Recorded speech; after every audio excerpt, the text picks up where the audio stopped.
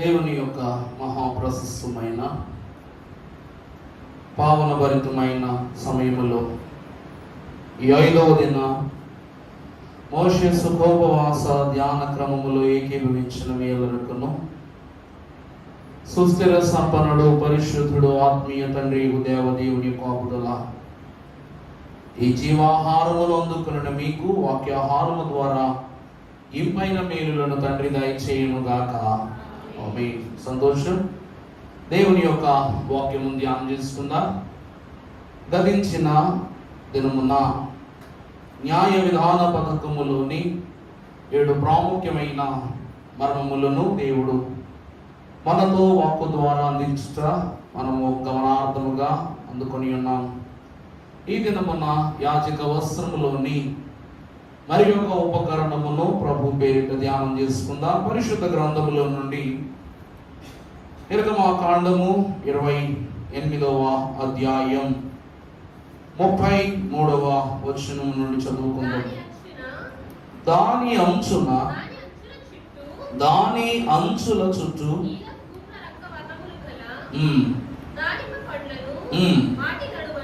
వాటి నడుమను బంగారపు గంటలను ఒక్కొక్క బంగారు గంటయు దానిమ్మ పండును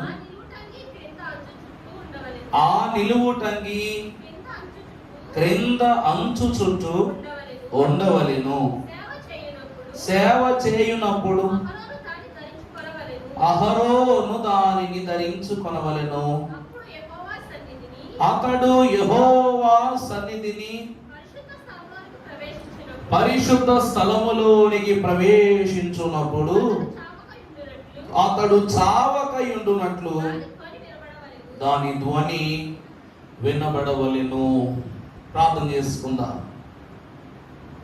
పరమ కృపానిధి అయిన మా ప్రియ పరలోకపు తండ్రి, వాక్యమును ధ్వని ద్వారా మా హృదయములో చేరి ఉన్న ప్రతి దోషమును తండ్రి మీరు పరిపూర్ణముగా తండ్రి తొలగింపజేసిన విధానమును బట్టి ఈ దినమున మరి యొక్క ఉపకరణములోని ఉపమానమును మేము అందుకొనుటకు నీ యొద్దకు వచ్చి ఉండగా జ్ఞానోపదేశమును మీరు మాకు దయచేయండి. నా తండ్రి సాత్వికుడు, పరిశుద్ధుడు, శ్రేష్ఠుడు అను రీతిగా వాక్య మర్మములో యాజక వస్త్రములోని మరి యొక్క ఆయుధము వంటి అస్త్రమును మేము ధ్యానము చేసుకొనుచుండగా ఇంపైన నీ వాక్కు మా హృదయములోని ఫలింపజేయబడినట్లు మీరు సహాయము దయచేసి దీవించి మహిమ పొందుమని వాక్యమును గంట ద్వారా మా హృదయ ధ్వనిని స్పందనాభరితముగా వివరింపనై ఉన్న యేసు నామమున మిక్కిలి వినయముగా బ్రతిమలాడి వేడుకొనుచున్నాము తండ్రి. ఆమేన్. ప్రభువునందు దేవుని ప్రియబిడ్డలారా, క్రీస్తు నాథుని కృపా సమాధానము మనకు తోడైయుండును గాక. దేవుని యొక్క వాక్యములో ఈ దిన ధ్యానాంశముగా దేవుడు మనకిస్తున్న మరి యొక్క ఉపకరణము ఏఫోదు నందు అమర్చబడిన గంటలు. గంట, బెల్. దేవుని యందు ప్రియబిడ్డలారా, దేవుని వాక్యానుభవమును మనము చూసినట్లయితే గంట అనగా దేనికి సూచన? దేనికి సూచన? హెచ్చరికకు సూచన, ధ్వనికి సూచన, అలాగునని ప్రచురణకు సూచన, ప్రకటింపునకు సూచన. అవునా కదండి? శబ్దం ఎందుకు చేస్తాం చెప్పండి. ఇప్పుడు అంబులెన్స్ శబ్దం ఉందండి, కుయ్యో కుయ్యో కుయ్యో అంటే వెళ్తా ఉండదు. దాని అర్థం ఏంటి? ఎవరో ప్రాణాపాయ పరిస్థితిలో ఉన్నారని ఒక సంకేతం. అవునా? పోలీస్ జీపుల మీద మరో సైరన్ ఉంటుంది. ఈ సైరన్ ఆ సైరన్ వేరు. అది ఎందుకంట? అమ్మో ప్రభుత్వాధికారులు వస్తున్నారని చెప్పుటగా అది సంకేతం. బండికి హార్న్ ఉంటుంది. ఈ హార్న్ ఎందుకంట చెప్పండి? ఎదుట ఉన్న వాహనాలకు అడ్డు తప్పుకోమని సంకేతం ఇవ్వటం. ఐస్ క్రీమ్ అమ్ముకునేవాడు గంటేసుకొస్తాడు, టింగు టింగు టింగు టింగు అని కొట్టుకుంటూ వస్తాడు. ఆ శబ్దం వినబడగానే పిల్లలు ఏం చేస్తారంట? అమ్మో ఐస్ క్రీమ్ వాడు వచ్చేసాడంట. అలాగే బళ్ళో గంట ఉంటుంది. మొదటి బెల్లం మోగగానే బాధ అయ్యి, చివరి బెల్లం మోగగానే దొండుమని పరిగెత్తుకుని బయటికి వెళ్ళిపోతాం. గంట అనగా సూచన. గంట అనగా ఏమండి? సూచన. భక్తులు అన్నారు, వాక్య ప్రకారము గంటలు ఎందుకనగా సాక్ష్యమునకు సూచన అయి ఉన్నవి. గంటలు దీని కొరకండి? సాక్ష్యము. వాక్యములో చదువుకుందాం. పరిశుద్ధ గ్రంథములు 35వ వచనం చదువునన్న అధ్యాయంలో, సేవ చేయునప్పుడు అహరోను మహాభక్తుడు దానిని ధరించుకొనవలయును. అతడు యెహోవా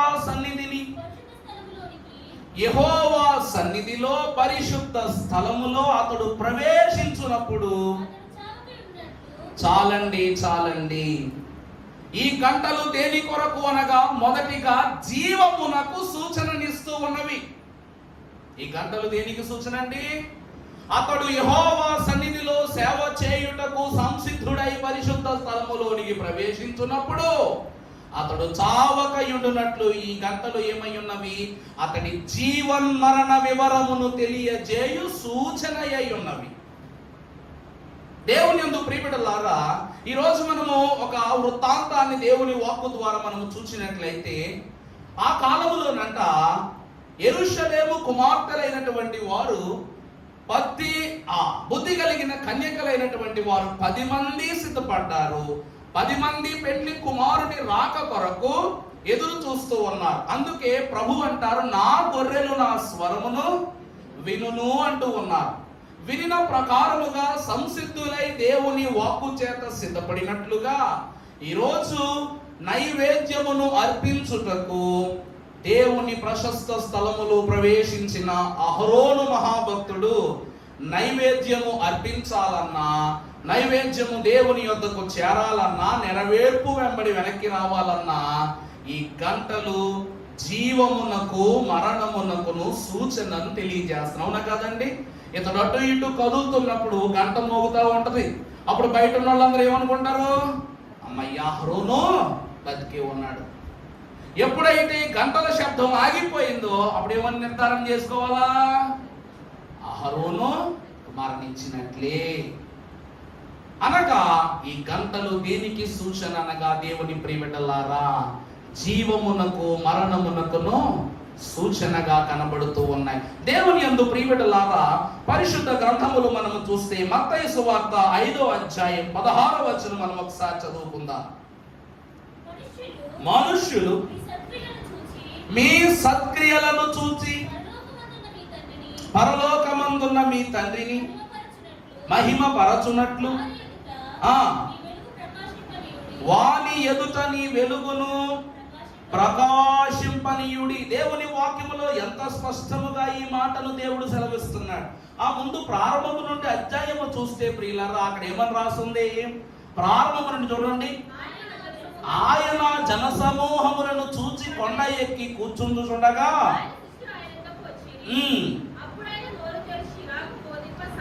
ఏమిటంట? పరలోక రాజ్యము ప్రభువునందు ప్రియబిడ్డలారా, క్రమములన్నీ కూడా మనము చూసినప్పుడు వీటిని ఎవరైతే అనుసరిస్తారో వారు జనసమూహము ఎదుట వారి క్రియలను దేవుని వెలుగు పక్షముగా విస్తరింపజేయువారై ఉంటారు. ఏమంటే బంగారము ఇండియాలోనైనా చెల్లుబాటే, అమెరికాలోనైనా చెల్లుబాటే. ఎలా చెల్లుబాటు?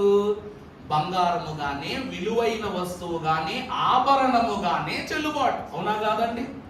కానీ మానవుడు మాత్రము తోటి మానవుని ఎదుట ఎలా చెల్లుబాటు అవుతాడంటే గర్వాంధునిగాను, పాపములోను, లోకములోను, లోభములోను చెల్లుబాటు అవుతున్నాడు. కానీ ప్రభు వాక్యం ఏమంటుంది అంటే, చదువున నా మాట 16వ వచనం, మనుష్యులు మీ సత్క్రియలను చూచి మహిమ పరచునట్లు. ప్రభువునందు దేవుని ప్రియబిడ్డలారా, అహరోను వెలుగు సంబంధమైన పని చేయుచున్నాడు కాబట్టి అతను చేయుచున్న కార్యములు సత్క్రియలు. అంతే కదా? లోపలికి ఎందుకు వెళ్తున్నాడు? దేవుని కార్యమును చేయుట ఒక సత్క్రియ కాదా? ఆ సత్క్రియ జరుగునట్లు దేవుడు ఏమంటున్నాడంట, మీ వెలుగుని ఎవరి ఎదుట ప్రకాశింపజేయండి. ఎవరి ఎదుట? అక్కడ కరెక్ట్ గా చూసి చెప్పండి, ఎవరి ఎదుట? వారి ఎదుట. వారు అంటే ఎవరు? వారు అంటే ఎవరు? ప్రస్తుతానికి ఇశ్రాయేలు ప్రజలు అనుకుందాం, 12 గోత్రముల వారు అనుకుందాం. యేసుక్రీస్తు ప్రభు వారు కొండ మీద చేసిన బోధ మర్మభరితమైన బోధే, పరిశుద్ధమైన బోధే. నావలో చేసిన అదే బోధ. అలాగునని కొండ మీద ఆయన బోధ చేసిన, 3 రోజులు బోధ చేసిన ఆ బోధ కూడా విశ్వాసుల ఆత్మీయతను స్థిరపరిచింది. కడకు కల్వరి సిలువలోను బోధ యొక్క తీరు మారిందా? నిన్న నేడు నిరంతరము మారని దేవుడు కాబట్టి ఆయన మాటలో గాని పనిలో గాని అక్కడ ఏముండదు, అటు ఇటు 2 నాలుకల బోధ ఉండదు. మీకు అర్థమయ్యేలో ఒక చిన్న వృత్తాంతం చెప్తా. మన ఫీల్ బాబాయ్ గారు యెరూషలేం వెళ్ళారనమాట. వెళితే ఆయన మాకు అక్కడ మేము తిరిగాం, పలానా చోట్లకు వెళ్ళామని చెప్పేసి అన్ని వివరాలు ఫోన్లో చూపిస్తున్నారు. మొన్న నిసి పాస్ట్ ఫెలోషిప్ మీటింగ్లో చూపిస్తున్నప్పుడు అక్కడ గలిలయ నుండి సముద్రం యొక్క నీరు తీసుకొచ్చారు, ఎర్ర సముద్రం నీరు తీసుకొచ్చారు. అలాగనే ఇంకా యోర్దాను నది నీళ్ళు కూడా తీసుకొచ్చారు. ఆ 3 నెలల్లో కాస్త ఒక చొక్క రోజు చూసాములేండి, కంగారు పడకండి, ఒక చొక్క రోజు చూసామన్నమాట. ఎర్ర సముద్రం నీళ్లు శవాల దెబ్బ వాసన, భయంకరమైన ఉప్పు అన్నమాట. ఎర్ర సముద్రం నీళ్లు శవాల వాసన నిజంగానండి చాలా దరిద్రమైన వాసన. ఆ తర్వాత యోర్దాను నది నీళ్ళు ఎలా ఉన్నాయంటే రుచి లేదు శుచి లేదు అన్నట్లుగా ఉన్నాయి, అటు ఇటుగా. కానీ గలిలయ సముద్రము యొక్క నీరు ఎలా ఉంది? ఉప్పు లేదు, అందరు నీళ్ళ ఉన్నాయి అన్నమాట. అప్పుడు అయ్యగారు చెప్తూ ఉన్నారన్నమాట, ఎందుకు ఈ నీటికి ఇంత పరిశుద్ధమైనటువంటి స్థితిని దేవుడు కనపరిచాడు అంటే, ఇది సృష్టికర్త యొక్క పాదముల కింద అణిగినది, సృష్టికర్త మాటకు లోబడిన సముద్రం. ఈ లోకంలో అలలు లేని సముద్రాలు ఎక్కడైనా ఉంటాయా? కానీ అలలు లేని ఏకైక సముద్రము గలిలయ సముద్రం. ఎందుకంటే శిష్యులైన వారిని వెంట పెట్టుకుని వెళ్తున్నప్పుడు ప్రభువు నిద్రపోతుంటే తుఫాను వారిపై వెంకలేస్తుంటే ప్రభు అంటారు, ఆయన గద్దించి తుఫానును నిమ్మలపరిచేశారు. ఆ రోజు నిమ్మలమైన ఆ అలలు ఈ రోజు వరకు ఎగిరేసి పడలేదట. ఎంత గాలి వేస్తుందో ఆ సముద్రం అంచు నిలబడితే, కానీ అక్కడ అలలు మాత్రము ఆ గాలి పని గాలి చేసుకుంటుంది, అలల పని అలలు చేసుకుంటాయంట. ఉప్పొంగవట.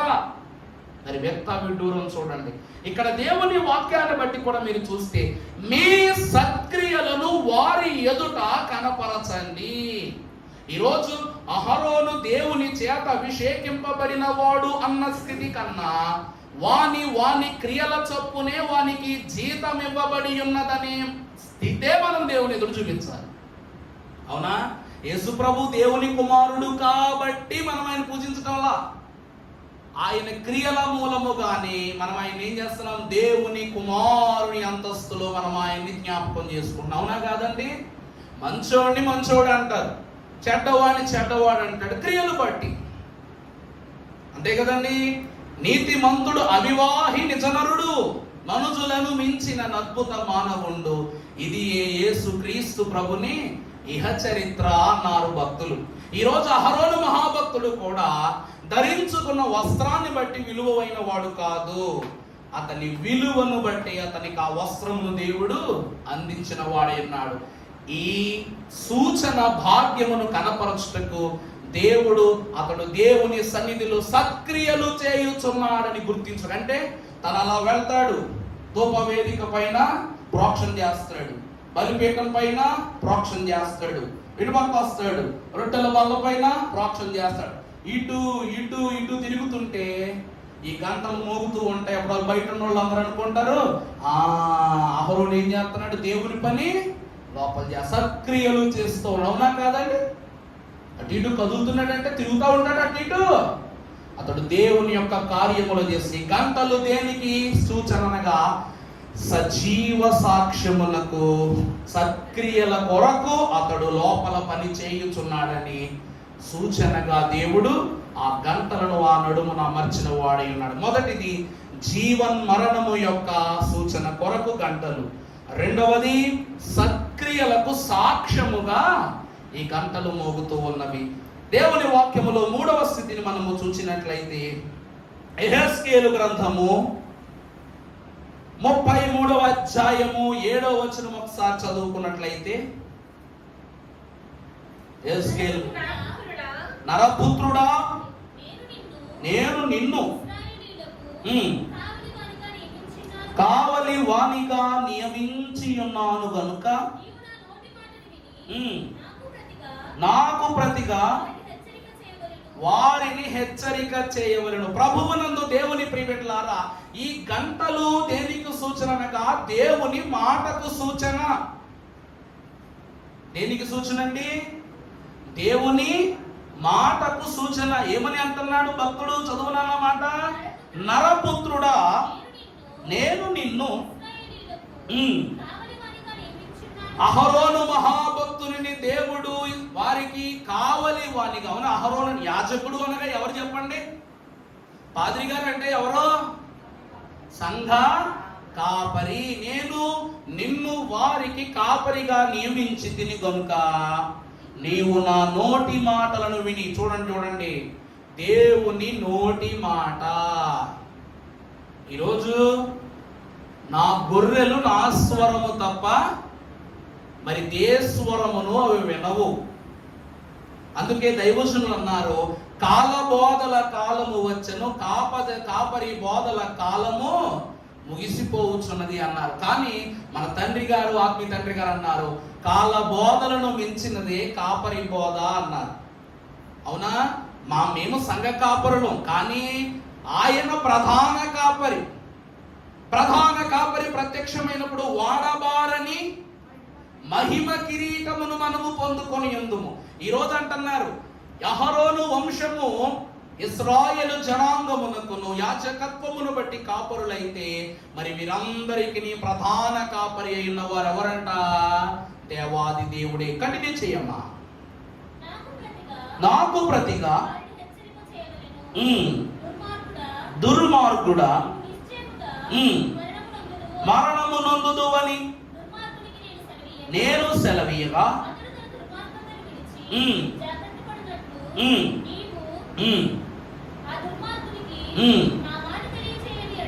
మాట తెలియజేయని ఎడల మరణము నొందును. కానీ చూసారా? 3వ విషయం ఏమిటి అంటే ప్రియమిత్రులారా, హెచ్చరిక. ఈ గంటలు దేని తెలియజేస్తున్నాయంట? ఇప్పుడండి 12 గోత్రాల నైవేద్యాలు నేను చేత్తో పట్టుకుని అహరోను స్థానంలో పరిశుద్ధ స్థలంలోనికి వెళ్తున్నా. సుమారు ఈ 12 గోత్రాల నైవేద్యములు దేవునికి సమర్పణ చేసి, విజ్ఞాపన చేసి, ధూపము వేసి అన్ని క్రమములు పూర్తి చేయగానే నాకు 1 గంట సమయం పట్టింది అనుకుందాం. అవునా కాదా? 1 గంట సమయం పడుతున్నాం. లోపలికి వెళ్ళాను. ఒక 50 నిమిషాలు, గంటలు దబ్బనాడి టైం చూసుకుంటున్నారు. మీరు బయట నిలబడి అన్ని గోత్రాలలో నిలబడి ఏం చేస్తున్నారు? సంఘం 50 నిమిషాలు టైం అయింది. 50 నిమిషాల తర్వాత ఆఖరి 10 నిమిషాలు గంటలు ఆడట్లేదు. అప్పుడు మీరు ఏమనుకుంటారు? అంటే అయిపోయింది. ఏం కాదు, 50 నిమిషాల్లో ఎన్ని గోత్రాల నైవేద్యాలు అక్కడ అర్పింపబడ్డాయి, ఎన్ని గోత్రాల నిమిత్తం అతడు విజ్ఞాపన చేశాడు, ఇంకా ప్రతిమాగా మిగిలిపోయిన గోత్రాలు ఎన్ని. ఇప్పుడు ఈ సంవత్సరం మనకు కలగబోయే శ్రమ ఏంటో బొరగోకుంటామా, గోపుకోమా? అవునా కాదండి? సరేనండి, ఇప్పుడు ఇజ్రాయిల్ గారు ఉన్నారండి, ఆయన కలెక్టర్ గారి దగ్గర పనిచేస్తున్నాడు. మీ అందరూ అర్జీ పెట్టుకున్నారు ఆయన దగ్గర, అప్లికేషన్లు అన్నీ లోన కట్టుకెళ్ళాడు. ఈయన మీకు చెప్తూ మా అప్లికేషన్లు ఎప్పుడు అవుతాయి అంటేను, ఎంతమో గంటలు అయిపోతాయి అన్నారు. అయిపోతాయి అనగానే అమ్మయ్య గంటలు అయిపోతాయి అన్నారు కదా, అందరూ బయట అప్లికేషన్లు అన్నీ అయిపోతాయని గంట సేపు కూర్చున్నారు. కలెక్టర్ గారు అరగంటలో వెళ్ళిపోయాడు. అప్పుడు ఏమనుకుంటాం?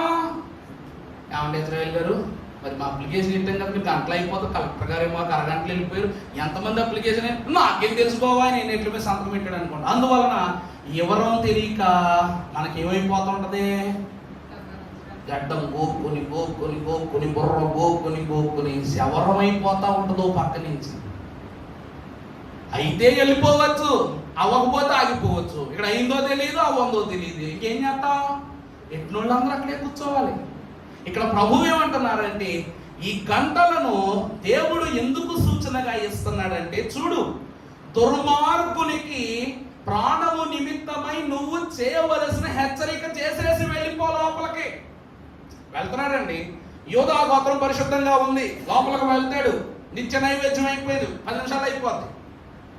మరి దాను గోత్రము, గాదు, ఈ కుటుంబాలు ఎలా ఉంటాయి? పాపంలో ఉన్నాయి, దోషములో ఉన్నాయి, దేవుని యొక్క ఆలోచన విధానాన్ని దాటి ఎన్ని పాపాలు వారి మీద ఉన్నాయో. మరి వారి పాప ప్రక్షాళన చేయాలంటే ఎలా ఉంటుంది? ఎంత సమయం పడుద్ది? ఇప్పుడు వీళ్ళు అనుకుంటారు, అమ్మో దేవుడు మా అర్పణలు తీసుకోలేదు. అక్కడ ఆ యాజకుడు ఏమైపోయాడు? చనిపోయాడు. మా అర్పణ లాగిపోయింది, మా నైవేద్యాలు లాగిపోయి ఈ సంవత్సర కాలం వెళ్ళవలసిన యాజకుడు అర్పించవలసిన ఈ యొక్క ఫలము మాకు లభించలేదు కనుక వారు దేవుని ఉనికిని బట్టి ఏమైపోతా ఉంటారంట? వేరైపోయిన వారుగా నిలవబడతారు, భయభ్రాంతులకు గురైపో. హెచ్చరిక. అవునా? నువ్వు ఎలా ఉంటావు? ఉన్నాను, నీ పక్కన ఉన్నాడు పరలోకం వెళ్ళి నువ్వు ఆగిపోయావంటే దగ్గలాడిపోయి వాడు వెళ్ళాడని కాదు, నువ్వు మిగిలిపోయావని. అవునా కాదండి? దేవుని వాక్యములో పరిశుద్ధులకు ప్రభువును మనము చూసి ఒక్క మాట చూసినట్లయితే, తిమోతికి రాసిన 2వ పత్రిక 4వ అధ్యాయం 2వ వచనం ఒకసారి చదువుకుందాం. వాక్యమును ప్రకటించుము, సమయమందును అసమయమందును సంపూర్ణమునైన దీర్ఘశాంతమును, సంపూర్ణమైన దీర్ఘశాంతమైన ఉపదేశములను నీవు ఉపదేశించుచు. ప్రభువులందు ప్రియబిడ్డలారా, ఇక్కడ హెచ్చరిక అనగా ఏది పడితే అది కాదు. హెచ్చరిక అనగా కాని విషయం కాదు. ఈరోజు యాజకుడు సంఘాన్ని దేనితో హెచ్చరించాలి? వాక్యంతో. వాక్యంతో ఏం చేయాలంట? జ్ఞానాధారము నేనే. ప్రభు అంటారు, నీ వాక్యము వెండి బంగారముల కన్నా కోరదగినది కాబట్టి హెచ్చరించాలన్నా వాక్యమే, బోధించాలన్నా వాక్యమే, దీవించాలన్నా వాక్యమే, నడిపించాలన్నా వాక్యమే, నడక తప్పిన వారికి మేలులు ముల్లులు పెట్టేది కూడా వాక్యమే. ఈరోజు అహరోను లోపలికి వెళుతూ ఇదిగో పలు వంశముల యొక్క నైవేద్యములను చేత పట్టుకుని వాని క్రియల ఫలమును గురించి బోధించిన తరువాత ఏం చేసేవాడంట? మీకు వాక్యం చెప్పి సంస్కారం ఇస్తున్నాడు, సంస్కారం ఇచ్చి వాక్యం చెప్తున్నా. అవునా? ఈ విందు యొక్క మర్మాన్ని చెప్పిన తరువాతే మీకు విందు అందిస్తా. అలాగునే ఈ సంవత్సరమునకు కావలసిన సరి అయిన బోధ, సకాలమైన బోధ వాక్య ప్రకటన ద్వారా వివరించిన తరువాత లోపలికి వెళ్తాను. అంటే గంట దేనికి సూచన అనగా వాక్యమునకు సూచన. దైవజనులు అన్నారు, కనిపెట్టు గంట అన్నారు. గంట అంటే 1 అవర్. అంటే మనము దీన్ని ఇంకొకలా కూడా మాట్లాడవచ్చు. దేవుని మాట గంట వలె నీ చెవిలో వినబడు వరకు ఏం చేయాలి? కనిపెట్టుకోవాలి. ఇప్పుడు పశువులకు మెడలో గంట కడతాం. ఎందుకు కడతాం? అందం కోసం కడతామా? అందం కోసం కడతాం. దేనికోసం కడతామండి? దేనికోసం కడతాం? అవి నోరు తెరిచి నేను ఎక్కడున్నాను అని చెప్పుకోలేవు. కానీ ఈ గంట మాత్రము ఆ హెచ్చరికను బట్టి వేగముగా పరిగెడుతున్నప్పుడు ఏదైనా పారిపోతున్న ప్రమాదములో ఉందను దాని యొక్క తీరును బట్టి దాని సూచనను ఆ కాపరి గ్రహించుకుని అది పలానా చోట ఉన్నదని, పలానా స్థలములో ఉన్నదని, పలానా పరిస్థితిలో ఉన్నదని ఒక లెక్కను బట్టి మనం ఏం చేస్తాం? ఆ గంటను ఒక సూచనగా కడతాం. ఆ రాగుననే దేవుని వాక్యము కూడా మనకేమై ఉన్నది? గంట వంటిదే. అవునా కాదండి? నీ వాక్యము నా పాదములకు దీపము, త్రోవకు వెలుగు. ఆ కాలంలో స్వర ప్రత్యక్షత అని మహాభక్తులు రాశారు. అబ్రహామునకు దేవుడు అంటాడు, అబ్రహాము అనగానే చిత్తము ప్రభువా అన్నాడు. పిలిచింది ప్రభువుగా తెలవదు కానీ చిత్తము ప్రభువా అన్నాడు. ఇస్సాకును పిలిస్తే అంతే, యాకోబును పిలిస్తే అంతే, మోషేను పిలిచినా అంతే. ఎందుకంటే ఆ స్వరమునకు అంత ఘనత ఉంది కాబట్టి. నా గొర్రెలు నా స్వరమును వినును, నా మాట మాత్రమే వింటాయి. అలాగని వాక్యమును ఈ సూచన ధ్వని ద్వారా దేవుడు ఇశ్రాయేలుని హెచ్చరిస్తూ ఉన్నాడు. దానిని బట్టి వారి జనన క్రమము చొప్పున వారు నీతిని అనుసరించి అప్పుడు వారి యొక్క అర్పణలను నైవేద్యముగా ఎవరికి ఇవ్వాలి? అహరోనికి ఇస్తే లోపలికి వెళ్ళి ప్రక్షాళన చేసుకొస్తాడు. తర్వాత మనం కాస్త ముందుకు వెళ్ళినట్లయితే పరిశుద్ధ గ్రంథము గలతీ పత్రిక 5:22. అయితే ఆత్మ ఫలమేమనగా ప్రేమ, సంతోషము, సమాధానము, దీర్ఘశాంతం, దయాళత్వం.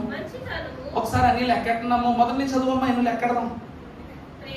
ప్రేమ, సంతోషము, సమాధానము, దీర్ఘశాంతం, దయాళత్వము, మంచితనము, విశ్వాసం, సాత్వికం, ఆశానిగ్రహం. ఈ 9 ఆత్మ ఫలములైనటువంటి వాటికి విరోధమైన. అర్థమైందా అండి? కింద దానిమ్మ పండ్లను కట్టించారు ప్రభువు. నాకు మనసులో అనిపిస్తా ఉంది, అసలు దేవుని కంటికి కానరా అని ఫలమేది? నిజం చెప్పాలంటే అహరోను యొక్క అంగీలోనే దానిమ్మ పండ్లు అనే పదాన్ని మనం చూస్తున్నాం, కానీ వాక్యములో ఇంకెక్కడా దానిమ్మ పండ్ల ప్రస్తావన రాలేదు.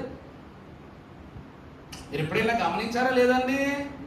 దేవుడు వాక్యములో ఎన్నో చెట్ల గురించి, ఎన్నో ఫలాల గురించి చెప్పారు. సరే, వాగ్దాన దేశములో కూడా అటో పక్క ఇటో పక్క కర్ర మీద పెట్టుకుని ద్రాక్ష వల్లిని వారికి మోసం రావడం చూస్తాం. అంజూరు వృక్షం గురించి చూస్తాం. పుత్రదాత ఫలాల గురించి కూడా చూస్తాం. కానీ ఇన్ని ఫలాలు ఉన్నప్పటికీ అహరోను యొక్క అంగీకి దేవుడు దానిమ్మ గింజ వంటి, దానిమ్మ పండ్లు వంటి స్థితులు ఎందుకు రాశారంటే, ప్రభువునకు దేవుని ప్రిమిట్లారా, అవి దానిమ్మ పండ్లను గా పోల్చినవి కాదు. అవి దేనికి పోలిక అనగా ఆత్మ ఫలములకు పోలిక. ఈ 9 ఆత్మ ఫలములు అహరోను మహాభక్తుని యొక్క లక్షణములయ్యుండుటను బట్టి దానికి ప్రతి రూపముగా దేవుడు ఏం చేస్తున్నాడు? చెప్పండి. ఈ దానిమ్మ పండ్లను దేవుడు అనుగ్రహించిన వారై ఉన్నారు. ప్రభువునందు దేవుని ప్రియబిడ్డలారా, ఆ వృత్తాంతం ఇప్పుడు దానికి ప్రత్యేకంగా వాక్యములు కానీ ఆ తర్వాత చూసుకుందాం. ఇప్పుడు ఈ దానిమ్మ పండ్లు దేనికనగా ఆత్మ ఫలింపునకు సూచన. ఆ గంట అనగా వాక్య ప్రకటనకు సూచన. ఈ 2 క్రమములను దేవుడు ఒకదాని పక్కన ఒకటి అమర్చిన వాడై ఉన్నాడు. తర్వాత మనం చూడనా పరిశుద్ధ గ్రంథములో నుండి హెబ్రీ 4:14 చూసినట్లయితే, వెళ్ళిన మనకున్నాడు కనుక మనము ఒప్పుకొనిన దానిని.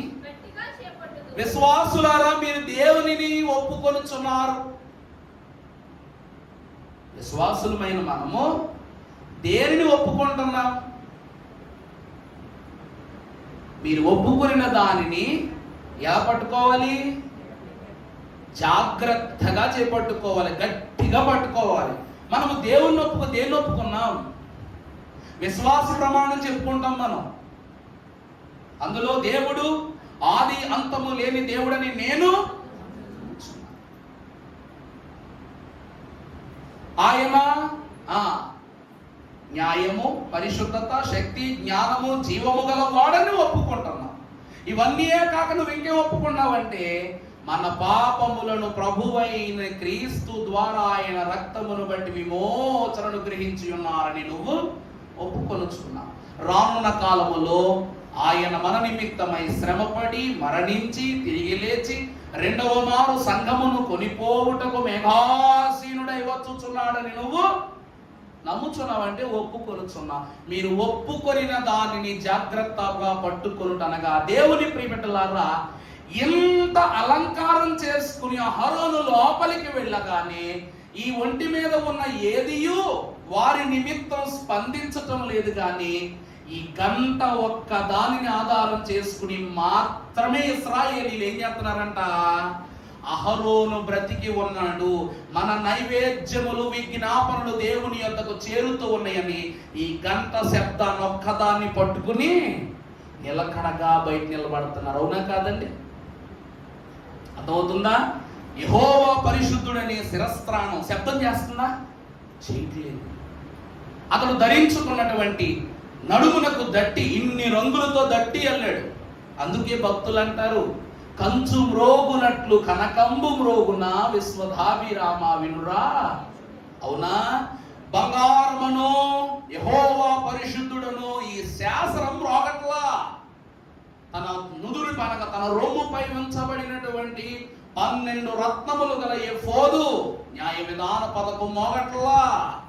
నడుమునకు కట్టిన దట్టి పెట్టిన బంగారు గొలుసులు ఇవేమో మోగుతున్నాయా? ఇవేమి మోగట్లా. కానీ ఏం మోగుతున్నాయి అంట? కింద గంటలు మోగుతున్నాయంట. అంటే వీటన్నిటికి ఇంకనూ జీవం ఉన్నది, వీటన్నిటి పని ఇంకనూ జరుగుతున్నది అని చెప్పుటకు ఈ కింద ఉన్న గంటలు ఏమనిపిస్తున్నాయి? అమ్మయ్యా అని వాళ్ళు నమ్మిన, అంటే ఇంత అలంకారం చేసుకుని ఇంత వస్త్ర స్థితి చేసుకుని లోపలికి వెళితే ఇవేమీ కూడా నమ్మకం ఇవ్వట్లేదంట. ఇవన్నీ సజీవంగానే ఉన్నాయని చెప్పడానికి ఆ చిన్ని గంటలు చేసే శబ్దమునే వీళ్ళు పట్టుకుని ఉన్నారు. ఆ శబ్దాన్ని పట్టుకుని, అవునా కాదండి? ఈరోజు వాక్యము మన కంటికి కనిపించదు, కానీ చెవికి వినిపిస్తుందా లేదా? వినుట వలన విశ్వాసము కలుగునన్నారు, కానీ చూడటం వలన విశ్వాసం కలుగునని ఎక్కడ రాయలేదే. నిజమా కాదండి? వీళ్ళు ఆ శబ్దాన్ని వింటున్నారు కాబట్టి వీళ్ళకి ఏం కలుగుతుంది? చదువున్నాను ఒకసారి ఆ పాట. గలతీ హెబ్రీ 4:14. ఆకాశ మండలము గుండా వెళ్ళిన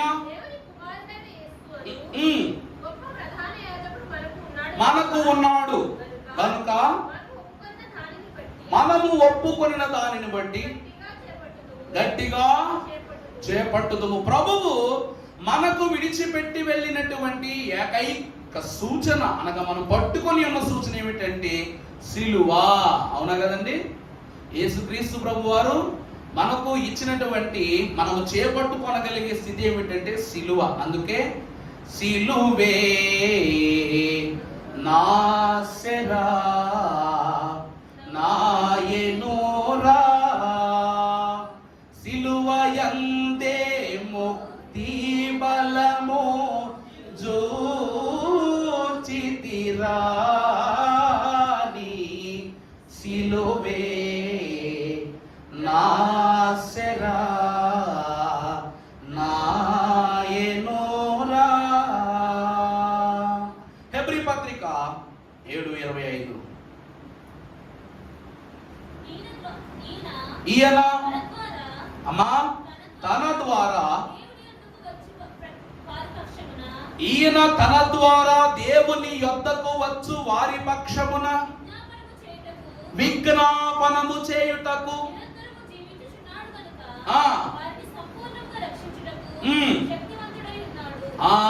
ఏమండి? దేవాలయాల్లోనూ ఆ కాలములో పురోహితులైనటువంటి వారు మంత్రాలు చదువుతున్నప్పుడు ఎవరికి వినపడేవి కాదంట. ఈ రోజులైతే మైక్ సెట్లు వచ్చేసినాయి కాబట్టి మంత్రాలు మైక్లోనే చదివేస్తున్నారు, జనాలు తెలిసిపోతుంది. హోమము జరిగినా లేకపోతే యాగము జరిగినా ఇంకేదైనా జరిగినా ప్రజలందరికీ దేవాలయములో పనులు ప్రారంభమైపోయాయి, అక్కడ జరగవలసిన పూజాక్రమం ఆరంభమైపోయిందని చెప్పడానికి ఏం చేసేవారు తెలుసా? గంటలు కొట్టేవారట. అవునా కదండి? దేవాలయాలు ఏం కొట్టేవారట? గంటలు కొడుతూ దేవునికి ఏం చేసేవారు? అక్కడ ఒక గంట ఉంటది, చేతిలో ఉన్న అర్చకుడి చేతిలో ఒక గంట ఉంటది. అతడు తన యొక్క నోటి మాటలను మంత్రములను సలుపుతూ నైవేద్యం పెడుతూ గంట కొడుతూ దేవుడికి వేస్తాడు, ధూపం వేస్తూ ఉంటాడు అన్నమాట. ఈ రోజున అహరోను తన నోటితో ఏం చేస్తున్నాడు? దేవునికి విజ్ఞాపన చేస్తే అతడు చేసిన ప్రతి పలుకును ప్రజలైన వారికి వినపడేటట్లు ఈ గంటలు ఏం చేస్తున్నాయంట?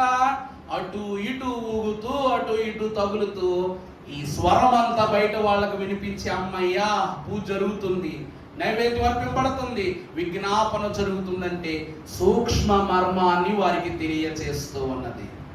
అవునంటారా కాదంటారా? అవునంటారా కాదంటారా? చెప్పండి. అందుకే దైవజనులు అన్నారు, ఏ ఘడియలో ఏ గంటలో యేసయ్య వచ్చునో ఆ ఘడియలో ఆ గంటలోనే ఆరోహణం అయిపోదాం. అంటే ఆయన వచ్చు వరకు మీరు కలిగి ఉన్న విశ్వాసాన్ని మీరు చేపట్టుకొని నిలిచియుండు అన్నారు మన తండ్రి గారు.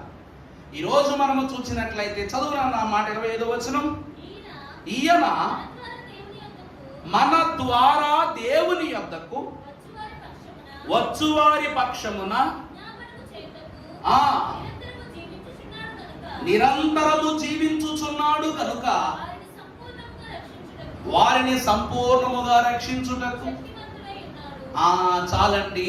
అనగా ఈ గంటల శబ్దము సంపూర్ణముగా అంటే వెళ్ళేంత వరకు, వెళ్ళుతున్న కొలది, జరుగుతున్న కొలది, తిరిగి వచ్చేంత వరకు కూడా. ఇప్పుడు అక్కడ ఉన్న నేను ఇక్కడ నడుచుకుంటూ వస్తున్నాను అనుకోండి, బయట ఉన్న వాళ్ళకి అక్కడ నిలబడి నడుస్తున్నప్పుడు శబ్దం ఎక్కువ వస్తుంది, లోపలికి వెళ్ళగా వెళ్ళగా వెళ్ళగా శబ్దం తగ్గుద్ది. అవునా కాదండి? ఆ శబ్దం అక్కడక్కడక్కడక్కడ అక్కగలాడుతూ ఉంటే గుండెలు ఇలా దగ్గర చేసుకుని పట్టుకుని వింటా ఉంటాం. మరలా ఆ ద్వారం దగ్గరికి నేను వస్తూ ఉంటే మీ గుండె ఏమైపోద్ది? అమ్మయ్యా శబ్దం పెరుగుతుందంటే అన్ని పూర్తయిపోయిన జాగ్రత్తగా. ఈరోజు దేవుని వాక్యం అంటుంది, ఆయన మన కొరకు తండ్రి ఎదుట విజ్ఞాపన చేయుటకు. గంటలు దేని కొరకు అనగా విజ్ఞాపన చేయుటకు. గంటలు దేని కొరకండి? విజ్ఞాపన చేయుటకు. శబ్దము ఏమిస్తుందంట? ధైర్యాన్ని ఇస్తుందట. శబ్దం దేని ఇస్తుంది చెప్పండి? ధైర్యాన్ని ఇస్తుంది. దేవుని ప్రియబిడ్డలారా, దేవుడు అంటాడు, చీకటిలో నడుచుచున్న వారికి వెలుగుగాను, ఆయన వాక్కుగాను ఆయన ప్రత్యక్షమే వారిని బలపరచిన వారు. అందుకే ఆయన తన వాక్కును పంపి వారిని ఏం చేశాడంట? అర్థమైందా? ఈ గంటల శబ్దముతో ఈ వాక్కు బయటకు పంపి ఇశ్రాయేలు ప్రజలైన వారిని బాగు చేస్తున్నాడు ప్రభువు. తర్వాత మనము చూస్తే ఫిలిప్పీలకు రాసిన పత్రిక 2:15 నిష్కలంకులను అనింజులునైన సనుగులను సంశయములను మాని సమస్త కార్యములను చేయుడి. అట్టి జనము మధ్యను మీరు చేతబట్టుకుని లోకమందు జ్యోతుల వలె కనబడిచున్నారు. ప్రభువునందు ప్రియబిడ్డలారా, ప్రభు వాక్యము ఈ గంటల శబ్దం ద్వారా బయట ఉన్న వాళ్ళని అందరినీ ఏం చేస్తుంది? ప్రభావితం చేస్తుంది. అవునా కదా? ఉదాహరణకు మన ఆరాధన క్రమంలో చూసుకుందాం. మొదటి పాట పాడుకుంటున్నప్పుడు ప్రార్థన ప్రారంభమైపోయింది. అవునా? రెండో పాట ప్రారంభం చేసినప్పుడు మొదటి పాట అయిపోయింది, రెండో పాటలోకి వచ్చేసారు. అది ఆరాధన కీర్తన అనగానము ఆరాధన సమయం స్టార్ట్ అయిపోతుంది, తుక్కు మనం పరిగెత్తుకు వచ్చేస్తాం. ఎప్పుడైతే ఆరాధన అని ఆఖరి చరణం పాడుతూ వరాత్మ పిత పుత్ర నిర్గమ పరుడ స్తోత్రం అని పాడతాం, వెంటనే అప్పటి వరకు అడుగు వేస్తున్న నీ యొక్క ఆలోచన కంగారుగా పరిగెత్తుకొచ్చేస్తుంది. ఎందుకంటే ఆరాధన ఆరంభమైపోతుంది కాబట్టి. అవునా? ఎప్పుడైతే ఆరాధన ఆరంభమైపోయిందో అవి అవ్వగానే నువ్వు డోరుకు ఒక 10 అడుగుల అవతల ఉన్నావు. ఎక్కడి నుండి నేను లోపల ఉన్న వాళ్ళందరికీ తండ్రి యొక్కయు కుమారుని యొక్కయు పరిశుద్ధాత్మ యొక్కయు నామమున అనగానే ఇక్కడ ఉన్న వాళ్ళందరూ ఆమేన్ అంటారు. లోపల అడుగు పెట్టకపోయేసరికి అమ్మో మొదటి దీవెన పోయింది, ఆరాధనలో తొలి దీవెన నాకు పోయింది. బాధ, స్తుతి ప్రార్థన, పాపలొప్పుదల క్రమం, వాక్య పఠనం, విశ్వాస ప్రమాణం, ఇలా అన్ని అయిపోయిన తర్వాత వాక్యానికి వస్తే ఇంకా ఆరాధనలో మనం ఏమంటాం? అందుకే అయ్యగారు ఏమని రాశారు? ఆరాధన సమయంలో ఆచరింపవలయు ఏ రోజు కన్నను ఈ రోజే గొప్ప. అందుకే ప్రభువు యొక్క వాక్యం అంటుంది, ఈ గంటలు దేనిని సూచిస్తూ ఉన్నవంటే ప్రభావితం చేస్తున్నాయి. ఇప్పుడు లోపల అహరోను నైవేద్యం పెడుతుంటే బయట కూర్చొని, అరే నాన్న మనం ఈరోజు పొట్టేలు వేద్దామా, లేకపోతే చికెన్ ఎడదామా, మటన్ ఎడదామా, ఫిష్ ఎడదామా, ప్రాన్స్ ఎడదామా అనుకునేటట్టు కూర్చొని బయట వాళ్ళు ఏం చేస్తా ఉంటారంట? ఈ సమయమునకు నా గురించి దేవుని ఎదుట విజ్ఞాపన జరుగుతుందేమోనని ఈ శబ్దాన్ని బట్టి వారు ఏం చేస్తా ఉంటారంట? దేవా నాయనా జరుగుతున్న క్రమంలో జ్ఞాపకం చేసుకోనా కాదండి? ఈరోజు ఆలయంలో ప్రార్థన చేసుకుంటాం. ప్రార్థన చేసుకుంటే రోగములు ఉన్న వారి కొరకు ప్రార్థన చేసి ఎవరికి బలహీనత ఉందో వాళ్ళందరూ కూడా ఆ ఏకీవిస్తారు. అప్పులు బాధలు ఉన్న వాళ్ళంటే అప్పులు బాధలు ఉన్న అందరూ ఏకీవిస్తారు. సర్వ శోధనలు ఉన్న వాళ్ళంటే శోధనలు ఉన్న వాళ్ళు ఏకీవిస్తారు. వివాహం కాని వాళ్ళంటే వివాహం కాని వాళ్ళు ఏకీవిస్తారు. అవునా కాదండి? అలాగున ఈ గంటల శబ్దము బయట ఉన్న సంఘాన్ని ప్రభావితం చేస్తుంది. ఈ మైకు ప్రభావితం చేసినట్లుగా చదువు నాన్న, ఆ వచ్చిన చదువు 2:15. నిష్కలంకులను నిష్కలంకులను అనింద్యులైన అనింద్యులను అయ్యున్న. దేవుని కుమారులగునట్లు ఉమ్. సడుగులను చూడండి, బయట కూర్చుని ఏం చేయకూడదు? సణుగులను సంశయములను మాని సంశయములను మాని సమస్త సమస్త కార్యములను కార్యములను మీరు చేయుడి. తర్వాత అట్టి జనము మధ్యను జీవవాక్యమును చేతపట్టుకొని నేను జీవ వాక్యమును చేతబట్టుకొని. లోకమందు జ్యోతుల వలె కనబడుచున్నారు. చూసారా, ఇక్కడ అహరోను దేవుని సన్నిధిలో పరిశుద్ధ స్థలములో అతడు ధూపము వేసి దేవుని స్వాస్యాన్ని వెలిగిస్తే ఈ దీవెన బయట ఉన్న వారికి అందుకొని వారు ఎలా వెలిగింపబడుతున్నారంట? జ్యోతుల వలె వెలిగింపబడుతున్నారు. ప్రభువునంది మిక్కిలి ప్రియమైన దేవుని ప్రియబిడ్డలారా, ఒక గంటల ద్వారా ఎన్ని క్రమాలు బయటపడ్డాయో చూసారా? మొదటిగా మీరు చూసినట్లయితే దేవుని యొక్క వాక్యం గంట దేనికి సూచన? బ్రతుకు, జీవన్ మరణములకు సూచన. ఈరోజు యాజకుడు లోపల బ్రతికి ఉన్నాడు అని చెప్పుటకు ఈ గంట శబ్దం ఏమై ఉన్నది? సూచన ఉన్నది. రెండవదిగా మీరు చూసినట్లు రెండవది సాక్ష్యమునకు సూచన.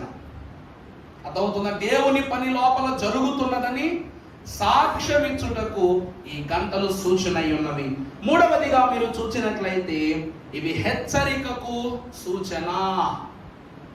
దేవుని వాక్కు అందింపబడుతున్నది, హెచ్చరిస్తూ ఉన్నదంట. జాగ్రత్త పడి ఉండని హెచ్చరిస్తూ ఉన్నదంట ఈ గంటలు. అవునా కాదండి?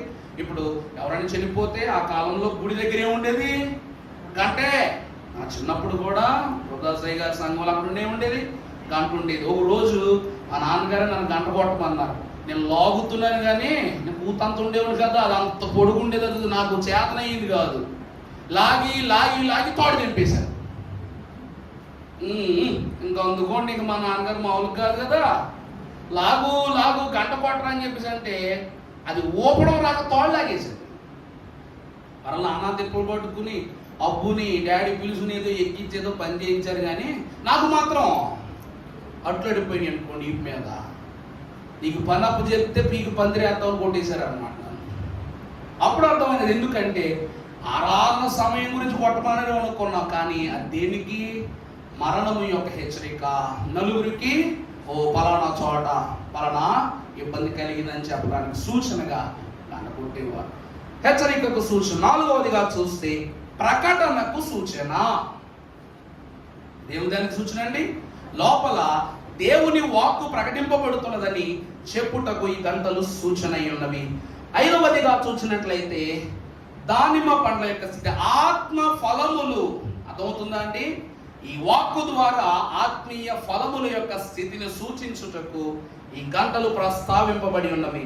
ఆరవదిగా చూసినట్లయితే ఈ గంటలు ప్రభువును సూచిస్తూ ఉన్నవి. అర్థమవుతుందండి? ఈ గంటలు దేన్ని సూచిస్తున్నాయి? యేసు క్రీస్తు ప్రభువును సూచిస్తూ, నా గొర్రెలు నా స్వరమును వినును అనే మాటను సూచిస్తున్నాయి. ఏడవదిగా చూసినట్లయితే ప్రభావితము చేయబడటానికి ఈ గంటలు సూచిస్తూ ఉన్నవి. అనగా దేవుని వాక్యం చేత ప్రభావితం చేయబడటానికి ఈ గంటలను దేవుడు అనుగ్రహిస్తున్నాడు. ప్రభువునందు దేవుని ప్రియబిడ్డలారా, అందుకే మన తండ్రి గారు అంటూ ఉన్నారన్నమాట, ఏ కాలమున ఆ కాలమున సౌలు మహాభక్తుని యొక్క శిరస్సునందు పట్టిన శోధన, శ్రమ, తలనొప్పిపోవటానికి దావీదు వాడిన సితారా ప్రభావితం చూపించబడిందంట. అవునా కాదండి? ఎన్ని మందులు వాడినా సౌలుకు తలనొప్పి తగ్గలేదంట, కానీ దావీదు దేవుడిని మహిమపరుస్తూ సితార వాయించగానే సౌలుకున్న తలనొప్పి అంతా అంతర్ధానం అయిపోయింది. అందుకే దైవజనులు అన్నారు, రాగాలు తీస్తే రోగాలు తగ్గుతాయి అన్నారు. స్వరము ఏం చేస్తుంది? సర్వమును సరి చేస్తుందంట. స్వరాలు వరాలు ఇస్తాయంట. అయ్యగారు చెప్పారు ఈ మాట. స్వరాలు ఏం చేస్తాయంటండి? వరాలు అందిస్తాయంట దేవుని కృపను బట్టి. ఈ గంట శబ్దము ద్వారా మన హృదయములో దేవుని రాక ఎప్పుడా అని. గంట అంటే చెప్పండి, అలారం. అర్థమవుతుందా అండి? గంట అంటే ఏం చెప్పండి? Alarm, warning bell.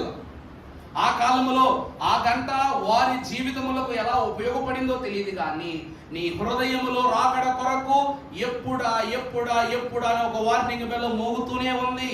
పాపం వైపు వెళ్ళిపోతున్నావు జాగ్రత్త, కష్టం వైపు వెళ్ళిపోతున్నావు జాగ్రత్త, దుష్టుడి వైపు వెళ్ళిపోతున్నావు జాగ్రత్త. రాకడ సామీప్యముగా ఉన్నదన్న హెచ్చరికను తెలియచేయుటకు నీ హృదయములో గంటలు మోగుతూనే ఉన్నవి. అందువలన ఈ గంటలను అనుసరించి హెచ్చరికలు కనుగొంటూ దేవుని వైపు నడిచామా సరే, లేకపోతే ఏమైపోతామంట? ఏమైపోతాం? ఏమీ అవ్వం. ఏమవుతుంది తెలుసా? పాప వృత్తిని. కానీ ఈ గంటలు అనుసరించకపోతే అదే వృత్తి అయిపోద్ది మన జీవితానికి. దేవుని వాక్కు ద్వారా నిత్యము పాపాలను గెలుచు హెచ్చరిక అయి ఉన్న ప్రభువు మీ హృదయములో నిత్యము ఒక శబ్దముగా మీ మనస్సులను రంజింపచేస్తూ తన వాక్కు ద్వారా మిమ్మల్ని పదిలపరచి నిత్యము మిమ్మల్ని దీవించునుగాక. ఆమేన్.